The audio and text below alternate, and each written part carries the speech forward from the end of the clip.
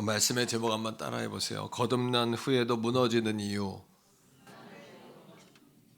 오늘 제가 보통 설교 제목을 이렇게 좀 레디칼, 난 좀 비판적이나 부정적인 설교 제목은 안 써요. 왜냐하면 설교 제목만 가지고 한 주를 살아도 살도록 이렇게 긍정적인 설교 제목을 잡는데, 오늘 조금 이렇게 제가 이런 류의 제목을 잡은 이유는 이제 우리 신앙을 좀 그렇게 날카롭게 좀 돌아보자는 이야기예요. 예, 그냥 좋게만 좋다 이래서만 안 된다는 얘기고요. 지난주 갈라디아 2장을 함께 강해했는데 세 가지 은혜를 우리가 받았어요. 첫째는 구원은 오직 예수님의 대속과 믿음이다라는 거예요. 따라합니다. 대속의 믿음. 나를 위해 대신 주님이 십자가 지셨다는 믿음. 두 번째는 초대교회 때 가짜 그리스도인들이 구별됐다는 겁니다. 그리고 세 번째는 하나 될 수 없는 사람들이 예수님 때문에 하나 됐다라는 거예요. 바울과 바나바는 선교사님들이었는데 정말 죄송하지만 그 당시에는 이방인 선교를 주로 했던 분들이었기 때문에 비주류예요. 아웃사이더. 이름도 없어요. 그런 존재들이었고, 바나바는 우리는 성경은 굉장히 부각하고 있지만 예루살렘 교회에서는 그래도 인정받는 사람이었죠. 안디옥 교회를 점검하도록 파송한 대사와 같은 그런 사람이었죠. 반대로 예루살렘 교회를 목회했던 야고보는 예수님의 동생이었어요. 그리고 베드로는 예수님의 수제자였고, 요한은 마리아 예수님의 어머니를 모셨던 분이에요. 요한계시록을 썼고, 그분들과 이분들과의 차이는 하늘과 땅 차이예요. 이분들은 유대인 선교를 하는 분들이었고, 이분들은 이방인 선교를 하는 분들이었기 때문에 하나가 될 수 없어요. 그런데 한번 따라해 보세요. 십자가가 아니면 하나 될 수 없는 사람들. 그러나 십자가 때문에 그들이 하나가 되었어요. 그 얘기는 사람을 두려워하지 않고 하나님을 두려워했다는 거예요. 하나님을 정말 믿는 사람들이었다는 거예요. 그런데 오늘 갈라디아 2장 11절 말씀, 오늘 본문을 보면 바울이 베드로를 심하게 책망해요. 바울과 베드로의 나이 차이는 최소 10살 차이가 납니다.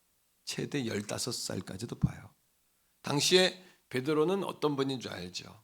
그리고 바울은 어떤 분인지, 하늘과 땅 차이에 신분의 차이가 있어요. 감히 면전에를 얼굴을 들고 쳐다볼 수도 없는 관계였을 수도 있어요. 왜냐하면 이방인들의 구원을 예루살렘에 허락을 받으러 갔으니까, 종교회의의 허락이 아니라 확인을 받으러 갔으니까 베드로에게 그런 관계란 말이에요. 자, 그런데 베드로가 바울에게 심하게 망신을 당하는 거예요. 갈라디아 2장 11절 한번 읽어봅시다. 시작. 게바가 안디옥에 이르렀을 때에 책망받을 일이 있기로 내가 그를 대면하여 책망하였노라. 중요한 것은 대면, 얼굴을 마주대고 망신을 줬어요. 망신이 아니라 책망을 했어요. 책망이라는 것은 잘못된 것을 나무라고 꾸짖다, 이런 얘기예요. 오늘 사부 예배 때 이거 나눠야 됩니다. 셀리더들 필요한 거 쓰시고. 자, 기억하세요. 여러분 따라합니다. 잘못한 것을 나무라고 꾸짖다. 그리고 어디에서? 안 보는 곳에서 한 게 아니에요. 얼굴을 대고 면전에서 라고 성경은 대면하여 라고 이야기해요. 그 이유가 뭐냐면 베드로의 행동이 초대교회의 교회에 큰 어려움을 끼쳤어요. 교회에 어려움을 줬어요. 여러분, 당시에 그 베드로가 이방인들, 안디옥 교인들하고 같이 먹었다 그랬죠. 그렇죠? 자, 12절 보세요. 같이 먹는데, 안디옥 교회에서 먹는데 예루살렘에서 유대인들이 온 거예요. 그러니까 벌떡 일어나서 안 먹은 척하면서 도망갔어요. 이 사건인 거예요. 이게 같이 읽어봅시다. 야고보에게서 온 어떤 이들이 이르기 전에 베바가 이방인과 함께 먹다가 그들이 오매 그가 할례자들을 두려워하여 떠나 물러가매. 왜냐하면 예루살렘의 유대인들은 이방인들을 정말 구원받을 수 없는 개나 소나 돼지나 정말 귀신 들린 사람 취급을 했어요.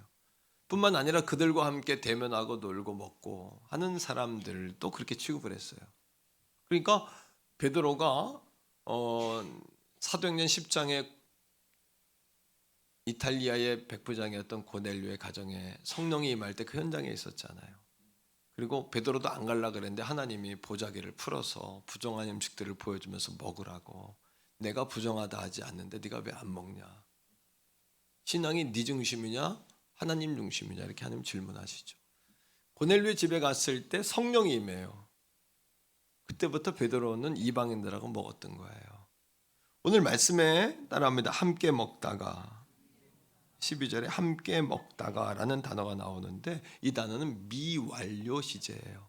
다시 말하면 그동안도 먹었고 지금도 먹는 중이었어요. 함께 먹다가 먹은 걸 끝낸 것도 아니에요. 먹다가 안 먹은 척하고 일어난 거예요. 그러니까 베드로는 사도행전 15장에 바나바와 바울이 이방인들의 구원에 관하여 확증받으러 왔을 때 뭐라 그러냐 하면 이방인도 우리와 동일하게 믿음으로 구원받는다 이랬어요.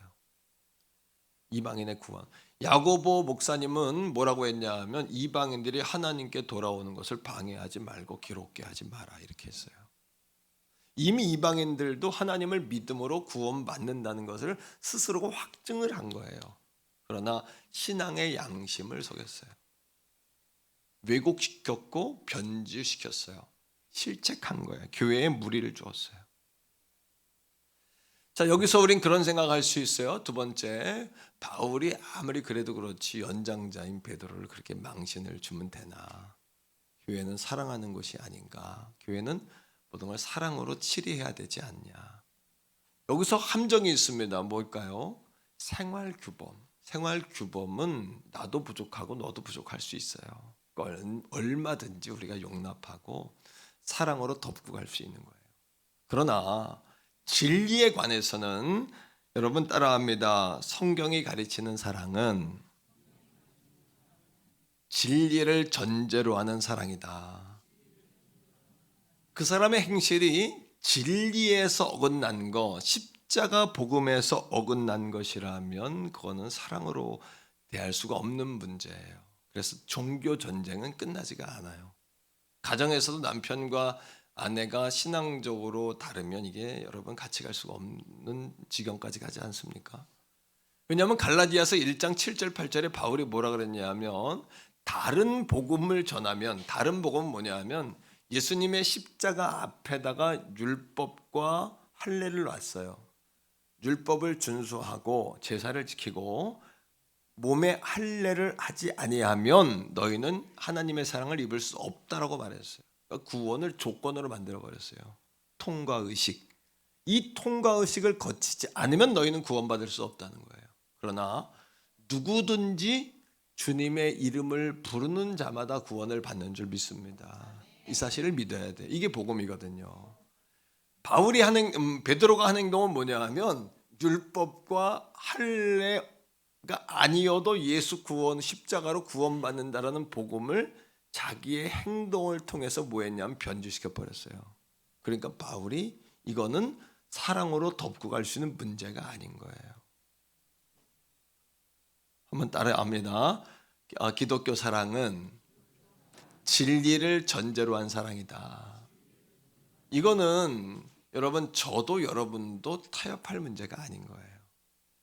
생활 규범 이거는 생활적인 문제는 성품이나 생활적인 문제는 사랑으로 이해하고 용서하고 이렇게 갈 수 있다고 쳐요. 진리 문제는 안 돼요. 자, 중요한 게 이겁니다. 바울이 베드로를 이렇게 심하게 책망한 이유에는 두 가지가 있는 거예요. 첫째, 바울이 베드로가 신앙 양심을 속였던 거죠. 갈라디아 2장 16절입니다. 이것이 복음이에요. 시작. 사람이 의롭게 되는 것은 율법의 행위로 말미암음이 아니요 오직 예수 그리스도를 믿음으로 말미암는 줄 알므로 우리도 그리스도 예수를 믿나니 이는 우리가 율법의 행위로서가 아니고 그리스도를 믿음으로써 의롭다함을 얻으려 함이라. 율법의 행위로서는 의롭다함을 얻을 육체가 있다 없다. 율법을 여러분 행할 수가 없어요. 율법은 율법의 특징은 사람을 종으로 만들어요. 그러나 복음의 율법은 계속해서 우리를 종처럼 살게 해요. 못 지키면 정죄감을 갖게 하고 계속 눌리는 거예요. 그러나 예수 그리스도 안에 있는 십자가의 사랑과 성령의 법은 오늘도 우리를 종이 아니라 하나님의 자녀가 되게 해요. 자유자가 되게 해요. 이게 차이예요. 교회 와서 종처럼 눌려있는 것은 아버지 뜻이 아니에요. 자유하고 기뻐하고 자녀처럼 누리는 것이 아버지의 뜻이에요. 믿습니까 여러분? 두 번째입니다. 바울이 왜 베드로를 면전에서 그렇게 심하게 책망했을까? 두 번째는 다른 사람들에게 영향을 주기 때문이에요. 심지어 누구까지 영향을 받았냐 하면 바나바까지 영향을 받았어요. 자, 말씀 속에 읽어요. 13절입니다. 시작. 남은 유대인들도 그와 같이 모함으로 외식함으로, 외식이라는 것은 두 얼굴을 가졌다. 페르소나, 가면을 썼다는 이야기예요. 신앙적으로 이게 심각합니다. 그 다음에 시작. 바나바도 그들의 외식에 뭐됐다? 유혹되었느니라. 그러니까 베드로가 벌떡 일어나서 안 먹은 척하고 가니까 바나바도 같이 일어나가지고 안 먹은 척하고 간 거예요. 이거를 바울이 옆에서 보고 있다가 이 초대교회에 영향을 주는 거예요. 이게 영향을, 그러니까 여러분 이거는 조용히 말할 문제가 아니라 모든 교회 앞에 공개적으로 베드로를 책망해 버린 거예요. 베드로는 어땠을까요? 망신스러웠겠죠. 평생 자기가 쌓아놓은 권위와 명예는 한순간에 무너진 거예요. 감당할 수가 없어요. 그러나 여러분, 하나님이 가장, 우리 주님이 가장 무섭게 비판하는 것이 뭐냐 하면 외식이에요. 이게 왜 그럴까요? 자, 마태복음 23장 13절 읽어보세요. 자, 시작. 예수님이 아주 그냥 작정하고 저주하신 거예요. 화있을진저는 뭐냐 하면 이 망할 놈들아 이거예요. 벼락 맞을 놈들아 이거예요. 화 있는다는 건 그냥 정말 예수님이 작정하고 저주하신 거예요. 책망하신 거예요. 그죠? 자, 그 다음에 시작. 외식하는 서기관들과 바리새인들이여, 너희는 천국 문을 사람들 앞에서 닫아놓고 너희도 들어가지 않고 들어가려 하는 자도 못하게 하는 자로다. 여러분, 베드로가 하는 행동은 외식이에요. 천국 문에 자기도 못 들어가고 남도 못 들어가게 하는 행위예요. 본질을 왜곡시켰고 복음의 정수를 깨뜨려서 불순물을 섞어버린, 가라지를 뿌려버린 거예요. 가라지를. 한번 생각해 봅시다. 그렇다면 우리가 거듭난 후에 왜 이렇게 무너질까요? 베드로가 거듭나지 못했을까요? 거듭났단 말이에요. 근데 베드로가 왜 아차하는 사이에 그렇게 복음을 왜곡시켰을까요? 심지어 안디옥 교회 담임 목회자인 바나바까지 영향을 받게 했을까요? 깜짝 놀, 베드로가 같이 일어난 거예요. 그냥 자기도 모르게. 그리고 우르르 따라간 거예요. 그냥요. 사람들을 천국에 들어가지 못하게 하고 자기도 못 들어가는 길로 가게 했을까요? 이겁니다. 한번 물어봅니다. 갈릴리 가나 혼인잔치에 예수님이 계셨어요? 안 계셨어요? 계셨어요. 그런데 예수님이 계셨을 때 문제가 일어났어요? 안 일어났어요? 포도주가 떨어졌어요. 예수님 갈릴리 가나 혼인잔치를 사람으로 생각해 보세요. 거기에 주님이 계셨단 말이에요. 우리가 거듭나서 예수님을 마음에 모셨단 말이에요. 주님이 우리 안에 계셔요. 근데 왜 주님이 일하지 못하실까요? 우리의 인생이 왜 계속해서 포도주가 떨어지는 것처럼 메마르고 모자르고 소진되고 그렇게 잎사귀가 마름과 같이 우리 인생이 우울하고 멜랑꼴리하고 그렇게 여러분 우리 인생이 그럴까요? 그 이유는 뭐냐 하면 예수님이 갈릴리 가나 혼인잔치에 손님으로 계셨기 때문이에요. 뭐로 계셨어야 돼요? 자, 예수님의 어머니가 하인들을 불러요. 그리고 이야기합니다. 갈릴리 가나 혼인잔치에 마리아가 잔치의 주관자의 친척이었거나 가까운 존재였던 것 같아요. 예수님 하인들에게 이야기합니다. 예수님께서 무엇을 말씀하시든지 뭐하라? 그대로 하라. 따라합니다. 그대로 하라. 예수님을 그 잔치의 주관자로 삼자 물이 변하여 뭐가 됩니까? 포도주가 되는 거예요. 우리가 거듭난 후에도 넘어지는 그 이유는 예수님이 내 안에 계시지만 여전히 내 안에서 손님으로 계시기 때문이에요. 베드로가 구원받았고 예루살렘 교회의 위대한 하나님의 종이었지만 그가 쓰러질 수밖에 없었던 이유는 방심했어요. 예수님 내 안에 계시지만 순간 복음의 진리가 아니라 하나님이 아니라 사람이 두려웠던 거예요. 사람 무서워한 거예요. 율법적인 신앙은 오늘도 사람을 두려워해요. 사람 앞에는 열심히 해요. 어쩌면 담임 목사님이 볼 땐 열심히 하고 최선을 다. 하지만 사람들이 보지 않거나 담임 목사님 보지 않는 곳에서는 여러분 그렇게 하지 않는 거예요.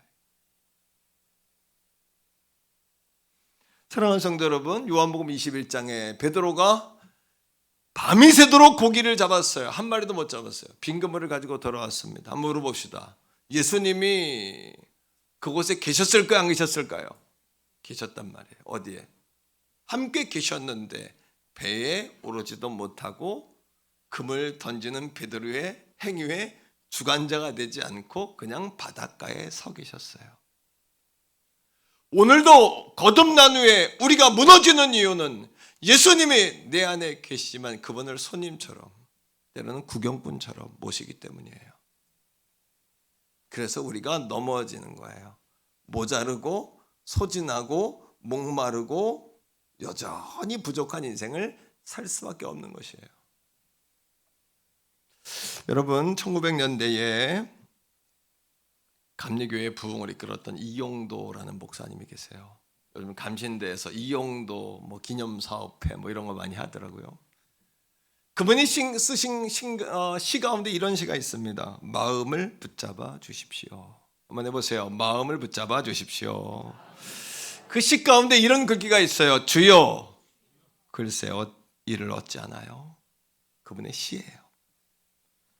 마음을 결심의 띠로 꽁꽁 묶고 주님의 제단에 바치고 정성스레 들어 올리노라면 어느덧 묶였던 띠가 끊어지고 모았던 마음이 산산이 흩어져 이 바람 저 바람에 날리고 많이 글쎄 이를 어떻게 하면 좋습니까?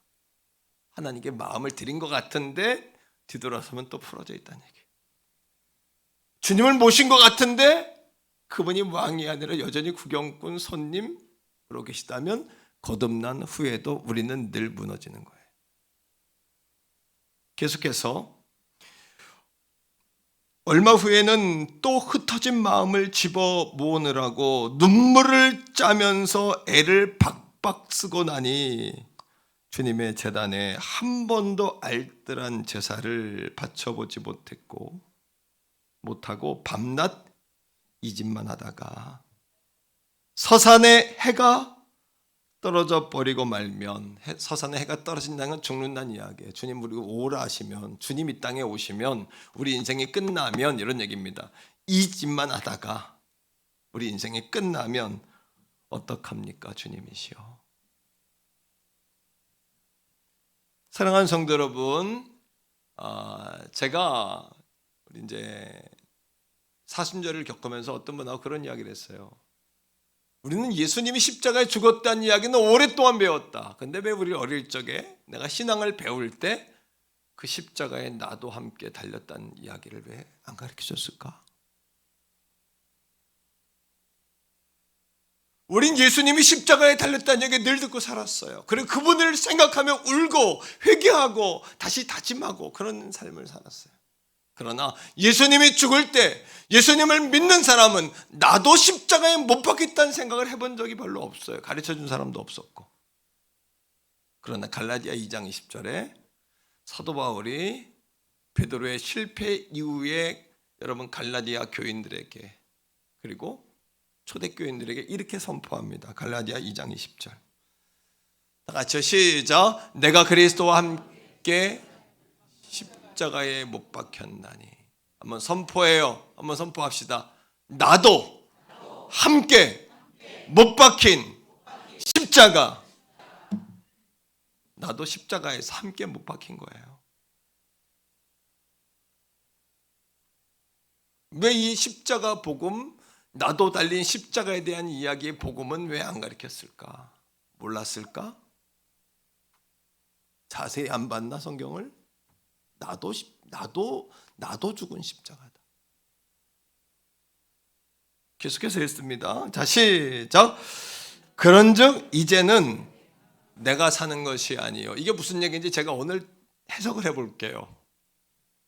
그동안 해석한 것 가운데 가장 주님의 마음에 가깝게 해석을 한번 해볼게요. 저도 더 기도하고 더 발전하고 더 연구하고 더 묵상한 후에 말씀을 전하기 때문에 한번 잘 들어보세요. 자, 그런즉 이제 시작. 그런즉 이제 내가 사는 것이 아니요 오직 내 안에 그리스도께서 사시는 것이라. 이제 내가 육체 가운데 사는 것은 나를 사랑하사 나를 위하여 자기 자신을 버리신 하나님의 이름을 믿는 믿음 안에서 사는 것이라. 이게 무슨 뜻일까요? 세 가지. 예수님과 함께 내가 십자가에 못 박히게 되면 이제는 내가 사는 것이 아니고 내 안에 계신 주님으로 산다는 거예요. 세 가지가 죽습니다. 첫째는 우리의 죄가 십자가에 못 박혀 죽는 거예요. 믿습니까, 여러분? 그리스도와 함께 십자가에 못 박힐 때 우리의 죄가 뭐 한다고요? 십자가에 못 박히는 거예요. 함께. 두 번째입니다. 우리를 정죄하던 율법도 십자가에 못 박혀서 죽는 거예요. 율법도.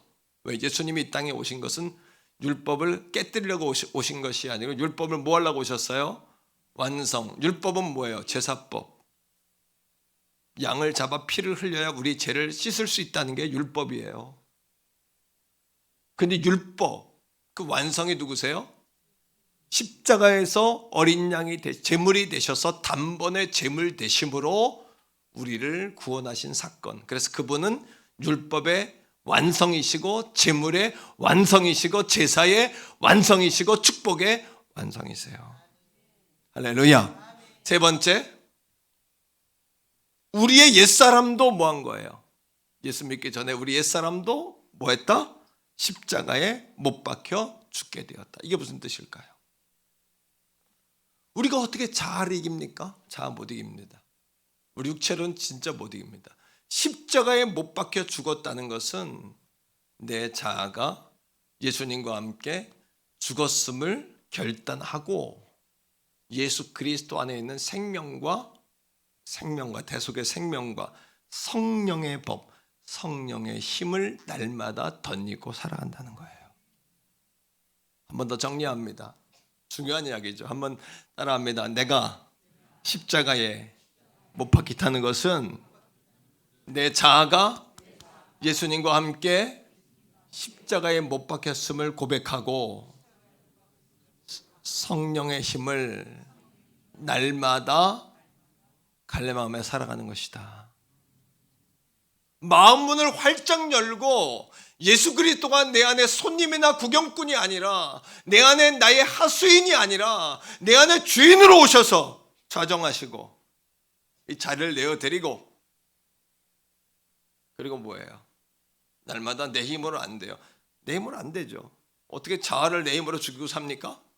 성령의 충만함을 날마다 갈망하고 성령의 인도하심을 날마다 고백하고 구하며 살아간다는 얘기예요. 로마서 8장 1절 2절에 있는 말씀처럼 예수 그리스도 안에 있는 자에게는 결코 정죄함이 없다는 것은 더 이상 율법에 매이지 않는다. 이는 예수 안에 있는 성령의 법과 생명의 법이 죄와 사망의 법으로부터 우리를 해방한 줄로 믿습니다, 여러분. 예수의 생명과 성령의 법이 죄와 사망의 법, 율법의 종노릇했던 과거의 우리 자아를 하나님의 자녀된 자유자로 살아갈 수 있도록 우리를 자유케 하고 해방케 했다는 거예요. 그런데 사도 베드로가 어떻게 한 거예요? 이 진리를 믿고 이 진리 가운데 살아가고 이 진리를 전하던 베드로가 유대인들이 오니까 먹다가 숟가락을 놓고 벌떡 일어난 거예요. 율법은 사람을 무서워하는 법이라면 율법적인 신앙은 사람의 눈치를 보는 신앙이에요. 복음적인 신앙은 하나님을 두려워하는 신앙이에요. 하나님을 무서워하는 신앙이에요. 베드로가, 이 어린 베드로, 바울이 자기를 면전에 대고 책망하고 망신을 줬을 때 어떻게 했을까요? 제가 성경을 찾아봤어요. 베드로가 어떻게 했을까? 용서를 빌었을까? 아니면 반박을 했을까? 변명을 했을까? 베드로후서 3장 15절입니다. 한번 읽어봅시다. 베드로후서 3장 15절. 베드로가 이렇게 이야기해요. 시작. 또 우리 주의 오래 참으심이 구원이 될 줄로 여기라. 우리 주님의 참으심의 은혜가 구원이라는 거예요. 예수님이 십자가에 죽으신 사건은 하나님이 우리에게 져 주신 사건이에요. 우리가 이긴 게 아니라 하나님이 져 주신 거예요. 우리를 십자가에 달지 않고 자신이 십자가에 달리셨어요. 이게 복음이에요. 오늘도 기독교 복음은 우리를 종 만드는 게 아니에요. 자유자 되게 하고 자녀 되게 하는 거예요. 그리고 당신이 십자가에 달려 우리를 위해 져 주시고 죽으셨어요. 사랑하는 성도 여러분, 같이 읽어요. 시작. 우리가 사랑하는 형제 바울도, 이게 베드로가 거듭나고 자기도 십자가에 죽은 사람이라는 증거예요. 자기를 책망했지만 자기의 잘못을 깨닫고 어떻게 한 거예요? 사랑하는 형제 바울이라고 이야기하는 거예요. 이게 복음이에요. 이게 십자가에 죽은 사람의 고백이에요. 그 다음에 읽어요. 시작. 그 받은 지혜대로 너희에게 이같이 썼고. 사랑하는 성도들이요, 예수님 영접하고 우리 거듭난 후에도 무너지는 이유가 이겁니다. 내가 십자가에 죽지 않아서 그래요. 그리고 성령을 갈망하고 성령을 의지하지 않기 때문이에요. 20세기 전 세계 최고의 기독교 지성이라고 부리는 분이 있어요. C.S. 루이스라는 분이에요. 나니아 연대기라는 소설을 썼고 영화로 만들어졌고 옥스퍼드대 크라이스트처치의 교수였고 캠브리지대 부총장이었던 어마어마한 지성이죠. 그분이 10살에 모태신앙인데 하나님을 떠났어요. 그 이유는 엄마가 암에 걸렸는데 아무리 기도해도 하나님이 안 들어주시는 것 같았어요. 그리고 어머니가 돌아가셨어요. 그가 쓴 책 예기치 못한 기쁨이라는 자기의 자서전이 있어요. 그 책에 이렇게 기록합니다. 나는 그 이후부터 흔들리기 시작했다. 어린 나이에 상처를 받은 거예요. 그리고 나는 믿습니다. 이런 신앙에서 나는 무엇인 것 같습니다. 신앙으로 바뀌었다. 확신의 신앙에서 조금 신앙이 멀어진 거예요. 무엇인 것 같습니다. 이렇게 하나님 믿습니다. 이게 아니라 하나님 그렇습니다. 이렇게. 어떻습니까, 여러분의 신앙이? 그리고 염세주의에 빠졌어요. 10대에 뭐라고 이야기하냐면 학교 방학, 학기 방학, 학생 때 쓴 거니까 모든 일은 내가 하는 대로 되지 않는다. 학기 방학 이렇게 되풀이하다가 일만 하다가 죽는다. 이런 고백을 자주 썼어요. 이런 분들이 학교 선생님이 돼버리면 애들은 다 죽는 거예요. 이런 분들이 교육감이 되면, 염세주의에 빠진 사람들이 교육감이 되면 그 시대 아이들은 다 죽는 거예요. 교회 선생님들이 이런 염세주의에 빠져버리면 큰일 나는 거예요. 학기 방학 일만 되풀이하다 나는 죽는다. 내가 원하는 모든 것은 되어지지 않는다. 여러분, 담임 목회자인 저도 마찬가지예요. 제가 염세주의 우울함에 빠지지 않도록 기도해 주셔야 돼요. 저는 내가 했다 이렇게 말하는 게 아니라 하나님 내게 주신 은혜를 말해요.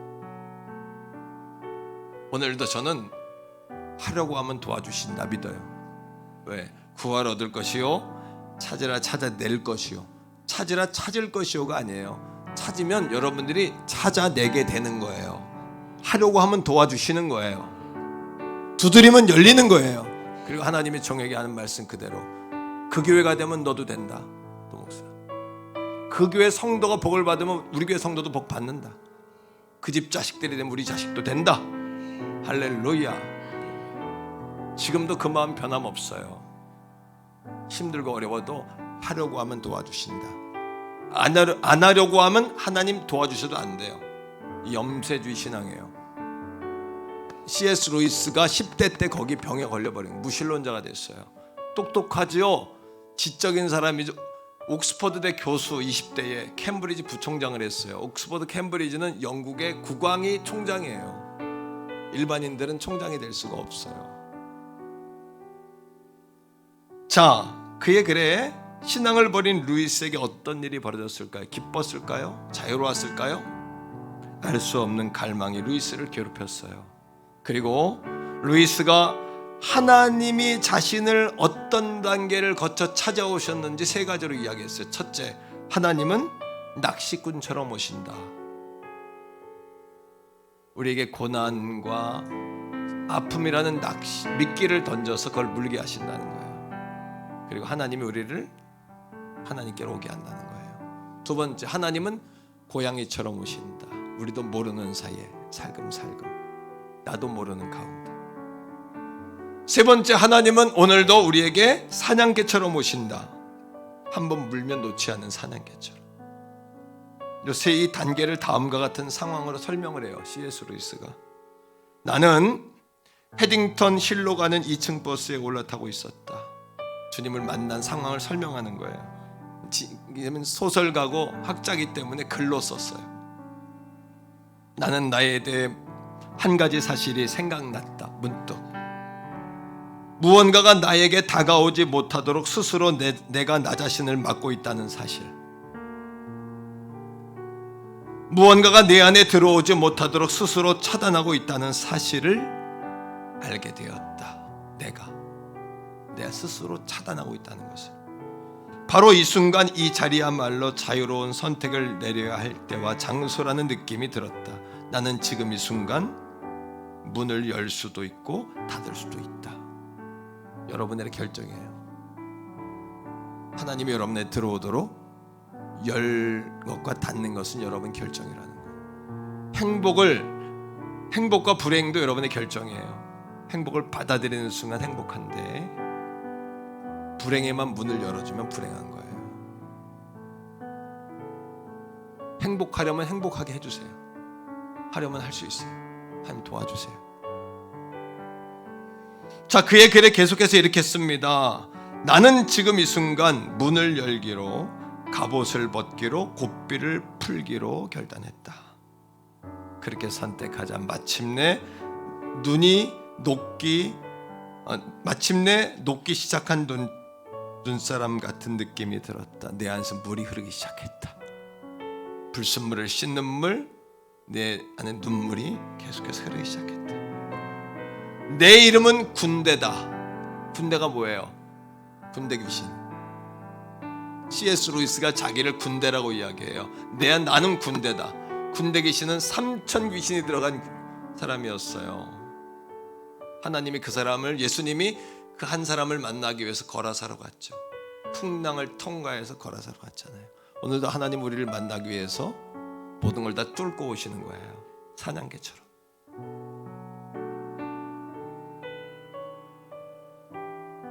그리고 그래 이렇게 이야기하면 나는 군대다. 사실 그 책에는 나는 군대 귀신이다 이렇게 얘기했어요. 하지만 여러분들은, 이 자리에 있는 저와 여러분들은 군대예요. 정욕의 물이, 야망의 도가니, 두려움의 온상, 애지중지 가까운 증오가 나에게 가득하다. 1929년 어느 여름학기, 교수님이 학기라고 적었어요. 여름학기, 나는 드디어 항복하고 하나님이라는 사실을 인정했으며 무릎을 꿇고 기도했다. 하나님은 얼마나 겸손하신지 이런 조건의 회심까지도 받아주신다. 성경에 나오는 당자는 제 발로 집을 찾아갔다. 그러나 나같이 끌려가는 와중에도 자신이 끌려갔다고 이야기해요. 발길질하고 몸부림치고 화를 내면서 사방을 두리번거리며 도망할 기회를 찾는 탕자에게도 하늘의 높은 문을 활짝 열어주시는 그분의 사랑을 누가 찬양하지 않으랴.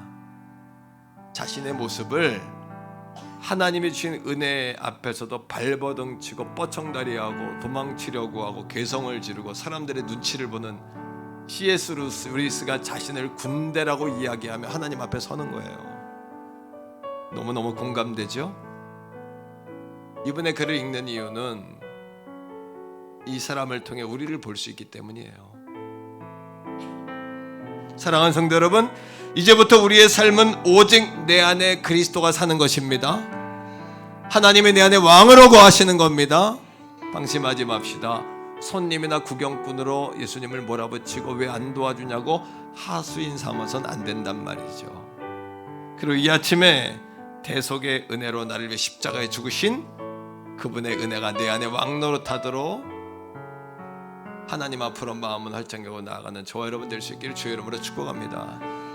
같이 한번 찬양해요. 나를 지으신 이가 하나님,